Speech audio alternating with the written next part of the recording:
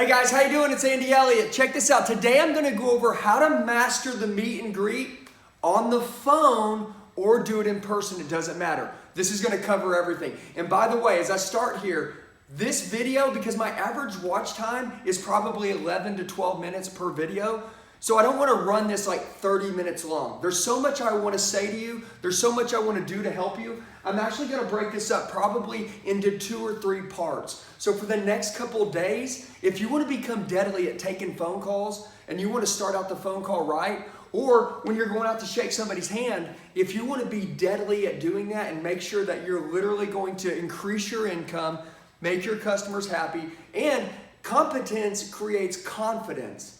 Create bulletproof confidence in the job that you do. Watch these over the next few days. So we're going to run these straight in a row. This is going to be part 1, and this is going to be how to master the meet and greet, part 1, in person and on the phone. Let's get to it. Before we do that, do me a favor. Hit me a thumbs up on the like button below. Obviously, guys, these training videos are free. They cost you no money. Hit me a comment if you like what you see. Throw me one. I appreciate you. I love you guys. Most importantly, let me say this. I'm proud of you guys for training. I'm proud of you guys for investing in yourself and giving yourself the time to set out each day to train. Please, if you're not subscribed to my channel, subscribe and hit your alert button. I put out a daily training video, a lot of times over closing, negotiation, phone training, anything that can help you make more money and get better at sales. So let's start, but take action, do that stuff, let's rock and roll. Okay, so let's talk about the customer fears. Before we get into this, I want to explain to you what some customer fears are. Customers fear high pressure.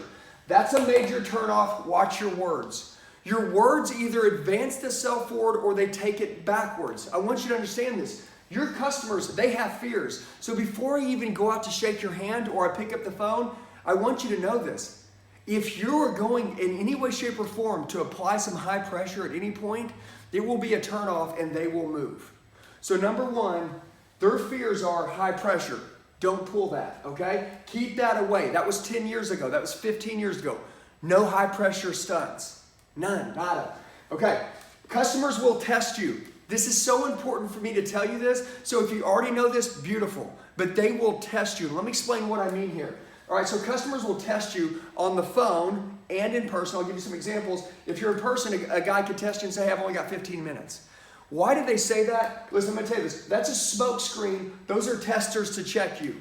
They want to see if you're going to draw in the high pressure tactics. People will test you all the time. I don't even know if they know they do it. I just think that they've had a history with salespeople in the past. I always say this. If you went to Starbucks, and we did a survey in front of Starbucks, right? And we were like, hey, I'm doing a survey over car salespeople. What do you think about them? They would say robbers, scammers. They would give us every name in the book. Watch this. How about after they met you? If you were to do a survey after somebody met you, what would they say? Awesome, treated me great, special experience. Guys, that's all that matters. Because some other sales guy was trained by a bad leader at some other store, doesn't have anything to do with you, okay? I just want you to understand this, that people come in and they've had these past experiences. So what happens is they will test you. And if you're not ready, you will be identified as that past salesperson that they don't like. If you pass the test, then you'll be that new salesperson that they were looking for that they didn't think they would find, and now they feel like they won the lottery with you. I just want to share that with you, so keep that on your heart. And by the way, when you move through this video, I would recommend getting a notepad and a pen and paper and taking some notes to invest in yourself and really go back over this. Remember, 30% of what you listen to, you'll retain. 90% of what you write down, you'll retain. Go for the 90, man. Get your pen and paper. Write this down. Watch the video 10 times, but write it down. So when they say things like, I've got 15 minutes, what's your best price? I'm not buying today. I just say that.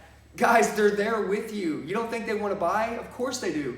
But what do? They say things to test, okay? This is my first stop. I've got 10 more to look at. There's 15 cars we're going to look at on Saturday. Yours is probably going to be one of them. But we're going to look at a whole bunch. They will say these tactics to do what? To see how you handle rejection.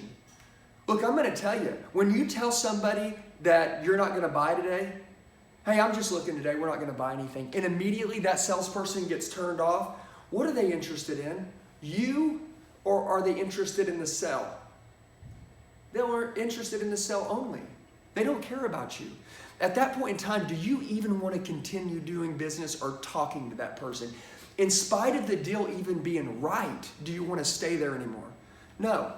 So customers will try you on. I'm letting you in on that little secret. And I bet a lot of salespeople have never even thought about that. But I feel like when I go into a store, I hear managers and salespeople talking about this objection that came in. You know what I'm saying? These people, they're not buying. And I'm like, man, guys, that's just a stall. They're scared. They have fear. They have fear. You brought in high pressure now. They're backing up. They're extracting themselves from the situation.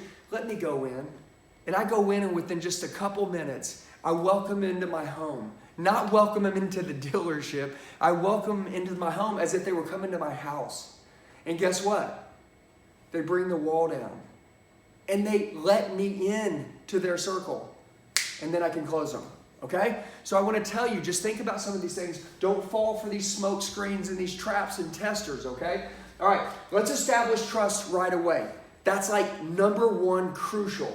Establish trust right away. No trust, your customer will retract. Period.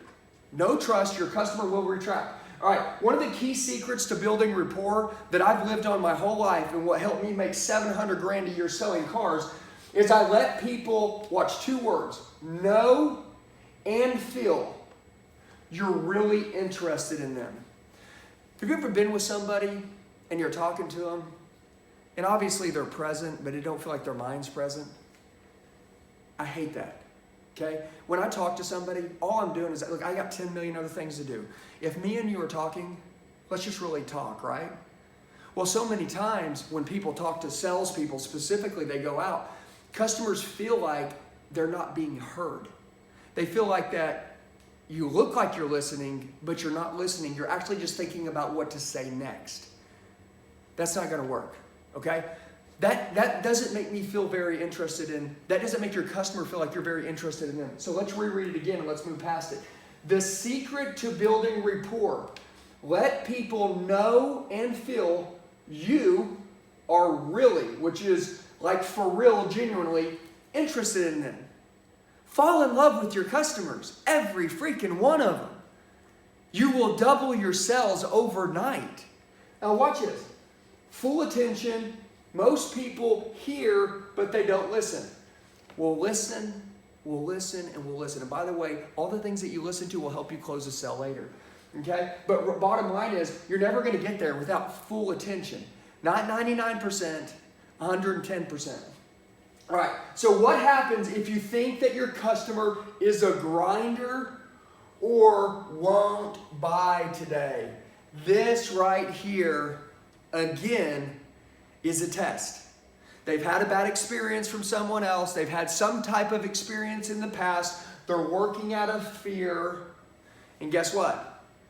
They will let you know that they're not buying today, which they want to buy today. They want to buy right now. They just want to see how you're going to react. So when you feel that, if I have a grinder, listen, we're coming in, I'm going to get the best price on yours, I'm going to get the top dollar for my trade, I'm going to get your numbers, and then if I like the deal, I'll be back next week.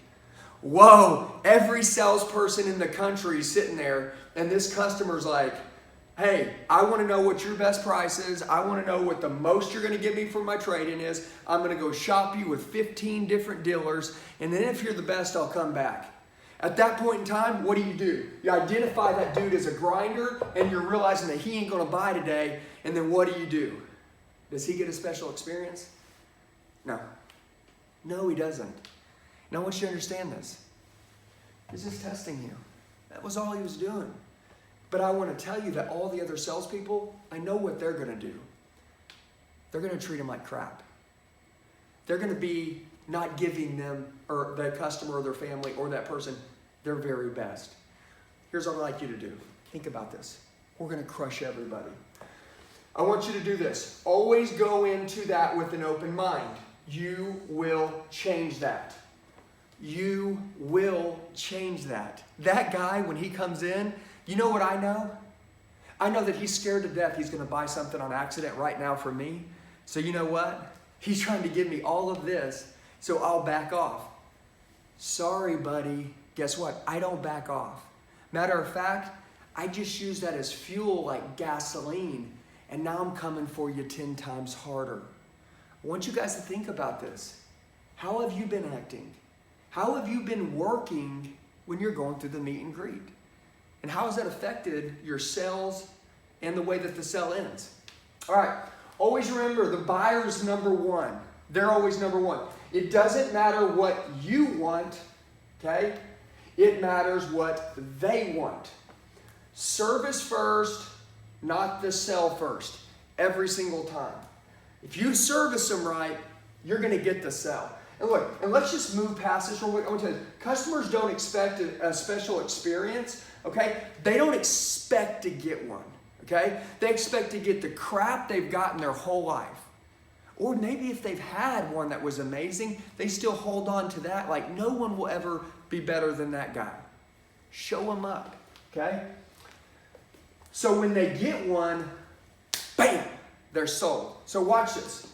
Customers don't expect a special experience. When they get one, boom, they're sold. I want to tell you this. Look like the person you want to do business with. When you go to spend your money, what do you want that person to look like?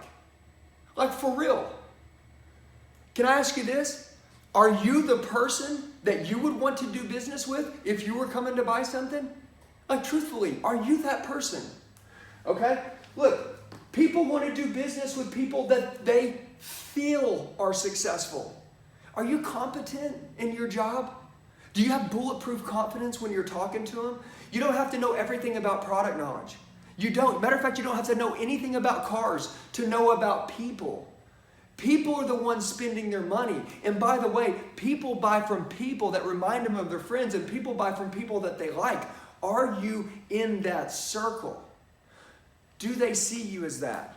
That's crucial. Now look, let's go into some huge commissions come from special experiences. What does everybody want? Big paychecks. We all want big paychecks. You're going to get big paychecks. If you just follow this video, I will show you that you have been taught so many bad habits and that you have learned from other veteran salespeople in most cases that have taught you how to shortcut, get through the process quick, get onto the meat and potatoes, and figure out if they're a damn buyer or not. You know what? No ways. You sell next to me. If I was your team leader and you sold next to me, I'd show you how to sell every single person that pulled in. You know why? Number one, we would be 100 times better than any other salesperson they ever met in their life. They would be lined up and ready to buy from us, number one. Number two, sell first, right? Or service first. Which one? Service first. Why is Chick-fil-A so successful? Because what do they say? They say, how can I serve you? Think about it. When someone walks up to you and says, how can I serve you? It's just like, damn it, why are you so nice? Am I right? And then you want to go back there again because they're so pleasant. So I'm going to skip from here and come back up to here, and I want to show you this. I always say this. Don't say, how can I help you? Or, welcome to the dealership. Here's what I'd like you. Just try this for 1 week. Is this modeling? Yes. If somebody's doing something in the marketplace, right, that's working, why not go take it from them and go use it, right? Go walk into Chick-fil-A and just go to buy something today. When you walk in, they're going to be like, hey, how can I serve you? Whew, you know what? Let me take twice as much as I was going to get. You know what I'm saying? Why are you so nice to me? You don't even know me.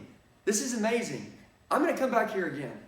That's what I feel, and I love it. I feel the love when I walk in there, and I feel significant. I feel important. I feel like they're genuinely interested in me. I want you to try this for the next week. How can I serve you today? For real. Yeah, we took that from Chick-fil-A. Next time you walk out, you say, hey, my name's Andy. How you doing? Welcome to the store. How can I serve you today? Just be quiet. Smile with your eyes. Look straight into them. Give them good eye contact. And immediately, they'll have something in their gut that goes, this guy's different. Now we can start. Would you like to start every single meet and greet that way? Yes? Let's start it. Okay. Huge commissions, right? They come from special experiences. Let's talk about, lastly, before we end this video, Some mistakes that are made in the meet and greet, okay? I was in a dealership last week and I was training. I was in California and I'm sitting there and there's a guy that walks out and goes and talks to somebody outside. And I was like, swear this guy has a giant dip in his mouth. And I look over, sure enough, he's got a giant dip in his mouth. And you just can't do that, dude. Guy looks around, he's getting some keys, spitting on the ground. I'm like, is this real? Like, is this really happening? I want to tell you this. I don't care who you are at home, but when you come to work, you are an actor, okay? You put on your acting mode. Look, there's some things I want to go over here. Some mistakes that are made in the meet and greet. All right, number one, not enough eye contact. Most people look away. Do you know what it means when you look away from somebody when you're talking to them? That you're lying. I'm not saying that you're lying. You may be shy. But because you look away, it makes the customer feel like you're looking what to say next. So you're not really interested in them. Listen, do you know how to have a normal conversation with somebody? Do it like this. Hey guys, how you doing? What's going on? Watch, let's redo this. Hey guys, how you doing? What's going on? So, did you see the difference? When I look away, I'm not engaged in you. And by the way, I'm probably thinking about what to say next and you feel awkward about what I keep doing. If you're a business person, and you are, because you're one of the salespeople that are going to grow and build and go to the next level, I want massive eye contact from now on. It's a little uncomfortable the first couple days. You'll break through it. So, not enough eye contact. That's a mistake, okay?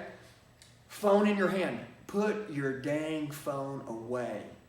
Matter of fact, keep it in the dealership. I don't care, okay? But don't ever hold your phone in your hand. It's such a turnoff, man. People are so disconnected because of phones nowadays. There's such beautiful pieces of technology. But man, I'm just telling you, put your dang phone away. The customer looks at you for 1 second and they see you look at your phone. At that point, it reminds them of disconnect and they will disconnect. Don't do it. Put your phone away. Put it on Do Not Disturb when you get a customer. Hey, guys, watch this. Hey, Mr. and Mrs. Johnson, how can I serve you? Awesome. Okay, listen. I'm going to go get these keys. Look, I'm going to put my phone on Do Not Disturb so you guys have my full attention, okay? Boop. Thank you. I'm all yours. If I did that in front of a customer, how do you think that they would feel? I want every single salesperson in the country to try this.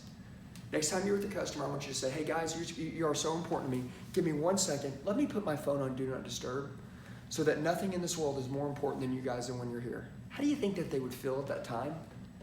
They would feel so significant, okay? So, no phone in the hand, no glasses on. If they can't see your eyes, they can't trust you, okay? Never, unless they're prescription glasses. No glasses. I know, some of us are like in Florida and California. We're in places where it's really hot right now, right? Guess what? No glasses. You can't have glasses while you're selling, okay? Second, the customers pull up, put them on the back of your shirt, you're done. This is a trust killer. Again, no dipping, I talked about that. That's even silly to talk about. Let's talk about this. No drinks in your hand. Hey, no drinks. Energy drinks, Cokes, waters, whatever. No drinks. Put them down. No drinks in your hand. No ear pods in. Guys, we're in the stage of ear pods, and I see salespeople going out talking to people with the ear pods in. Look, dude, are you kidding me? I don't care what you're doing or how great of a salesperson you are. Take them out, man. People disconnect with technology. Pull that stuff out and put it away, okay? No ear pods. All right, wrinkled closed. Listen, I'm gonna tell you this, all right? I don't care if you have a lot of money, if you don't. That doesn't matter to me, okay? I didn't say dress in a suit and tie. Press your clothes. Everybody can get an iron. Every morning before you go to work, press your clothes. Why? Because people want to do business with people that they feel are successful. And successful people press their clothes, okay? So, look nice, dress like you want to show up and actually take care of somebody and the person's important, right? If you showed up on a first date with a girl or a guy and you were going to go with them and your clothes were all wrinkled, would that person be like, this person really doesn't give a crap about themselves? Okay? How can they care about me? That's the same thing people feel about you. If you go to work and you're trying to tell people advice, right, what they should do, maybe if you're during closing and they're like, you know, we can't afford that, and you're like, yes, you can, you should pay more, but you don't even like press your clothes. You think they're going to listen to your advice? No. Press your clothes, dress nice. That's a big mistake, okay? Don't smell like smoke. If you smoke, okay, you have got to spray down big time, and you've got to invest in some serious stuff to make sure you don't smell like smoke, because I'm gonna tell you this. If somebody's allergic to smoke, and there's tons of people that are, and that hate it, okay? When they smell that stench, and that's what they call it, a stench, they can smell it, it is a massive, major turnoff. And even if you have the right car, the right deal, the right price, they cannot bear staying with you any longer. With that being said, that would be a major mistake. So let's finish this off here. Remember this. People want to do business with people that they feel are successful. Look like the person you want to do business with. And guys, we're going to move on to part 2. Give me a thumbs up on the video. Shoot me a like. My cell phone is 918-210-0254. Text me with any questions. And we're probably going to run, I know, with the part 2 on this, but maybe even with the part 3. Have a blessed day, and I'll talk to you guys soon.